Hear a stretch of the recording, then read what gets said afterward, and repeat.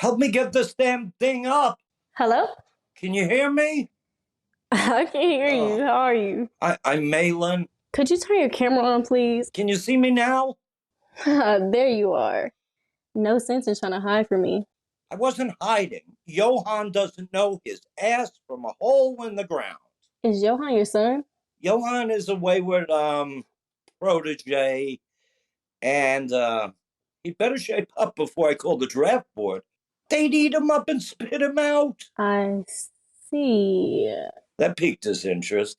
All of a sudden, he's excited. In any case, I received your information today when you booked the session online, and I want to thank you for choosing Spoon for Life Coaching. How does this counseling thing work? I'm a virgin, so to speak. Well, this is an introductory call that will give both of us a chance to talk and see if I'm a good fit for you. I'd like to learn a little bit more about you, like your interests and goals for yourself. There's not much to know. Oh, I doubt that. Maybe we can start with why you booked the session with me.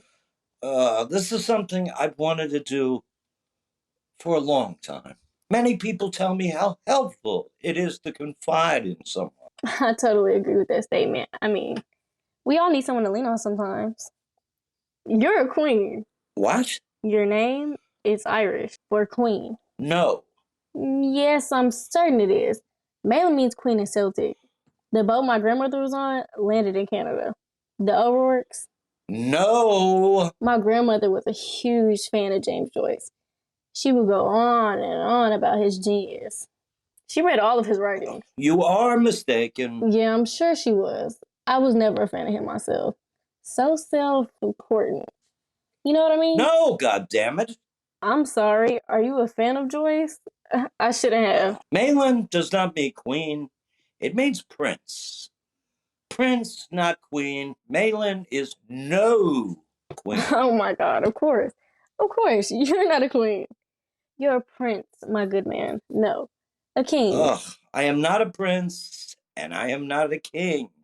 I am simply a humble servant of our Lord Jesus Christ. You're deeply spiritual. I can see that. It's something that's deeply important to you. I think that's wonderful. I always said a life without spirituality is no life at all. I'd like to incorporate your spiritual beliefs in our work together. Not necessary. Like you, I have a deep interest in the spirit world too. In college, I took a class in Eastern philosophy, and I spent a lot of time at the Confucius Institute on campus. I learned about connecting to my spirit guide through my backpacking trip to Southern Asia with my then fiance, Ardashini, in college. What? It means to have honor in Hindi, but apparently that's not something he was reincarnated with. You're engaged to be married. I was engaged to be married. On our 1-year anniversary, when he gave me this promise ring, I caught him in bed with my college roommate, and she had some serious issues when it came to boundaries. I don't even know why I still wear it. But enough about me. Have you always been spiritual, or did you come to it later in life? Maybe after a bad experience, a breakup or something? I do not want to talk with you about spirituality or my faith. Oh, well, I was just hoping... I do not want to talk to you about Eastern philosophy or the Chinese brainwashing center you attended or the color of nail polish that you put on your toenails. I'm sorry. I've just been blathering on and on about myself. I kind of do that when I'm nervous. Oh, you have no reason to be nervous. You are not the one being picked apart and put under a microscope. You're right. I've been completely self-centered. When this time is supposed to be about you, it's just, you have an air of authority about yourself. I suppose you remind me of my father. I guess that's why I've been blathering on and on. I always felt that he was distant, that he had more important things to worry about. He was absolutely consumed with his work. Ah, daddy issues. Enough about me. Can I ask you a question? What? Well, I think that people who seek out a life coach and go through the trouble of booking an appointment are generally enthusiastic, at least about booking with me anyways. And I don't want to step on any toes, but is that why you made an appointment with me? I mean, why do you want a life coach? You've made it clear that you're not looking for a spiritual guide. You don't really like sharing about yourself. Am I getting you? No. Okay, then maybe you're looking for career coaching. No. Relationship advice? Certainly not. Okay, then what? What is it that you need from me? I've been asked by my superiors to participate in counseling. You've been asked to participate in counseling with me. Not as such. Look, I'd like to help you, but I'm having difficulty understanding what it is that you need from me. It's not my need. I'm here under duress. Okay, I don't understand. You contacted me. Let's just say that my bosses have compelled me to see you. So I see. No, you don't. If I don't complete your program, then there will be a heavy price to pay. Okay, like what? You could lose your job? So will my word be which goes forth from my mouth. It will not return to me empty without accomplishing what I desire and without succeeding in the matter for which I sent it. That's lovely. It's not just lovely, it's prophetic. Isaiah 55:11. And it holds great meaning for you. It holds great meaning for all of God's children.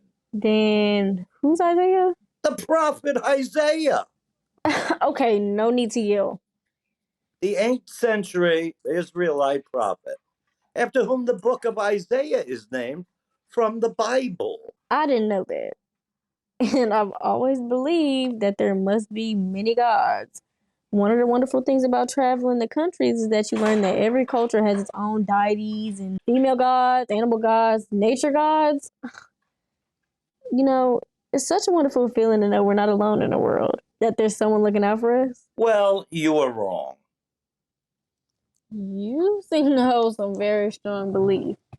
No doubt you also have some very strong opinions about right and wrong, about fairness and ethics and morality. I do too, though. Is that right? Well, you could say I'm an expert on such things. Well then, I look forward to hearing your wisdom. I feel that I learn at least as much from my clients as they do from me. But you know... Okay, I must meet with you 6 times. At the end of my torture, you will provide me with a letter of completion. How we accomplish this is your job. Well, I have no program for you to complete.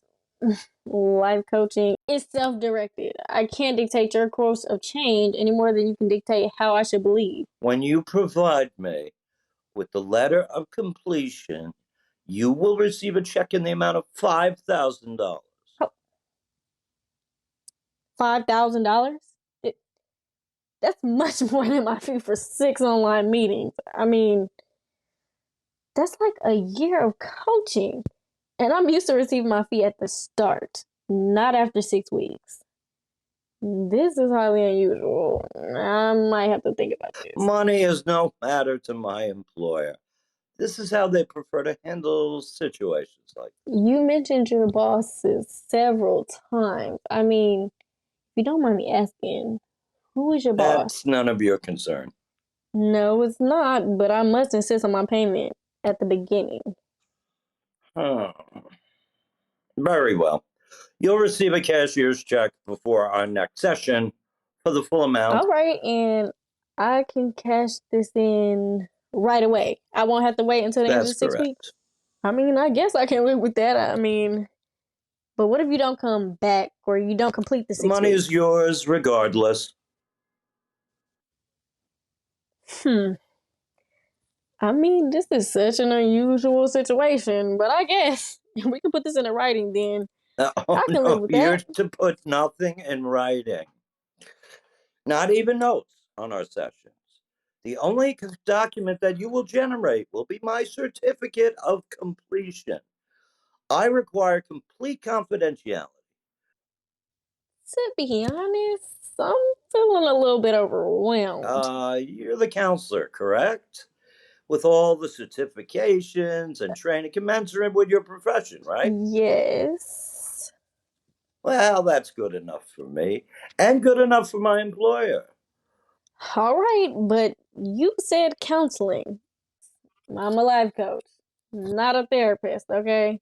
And when you say counseling, it makes me think that you're looking for a therapist or something, some kind of mental health counseling. Suffice it to say that my employer and I have differing opinions on the sort of assistance that I require.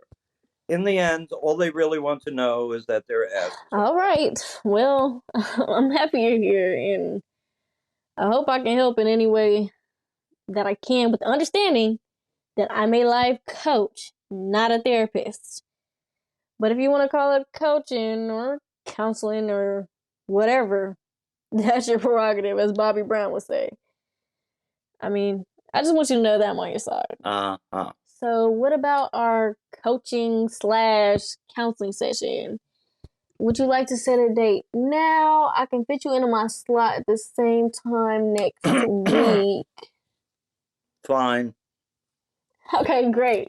It was such a pleasure meeting with you. And I look forward to seeing you next week. Right, right.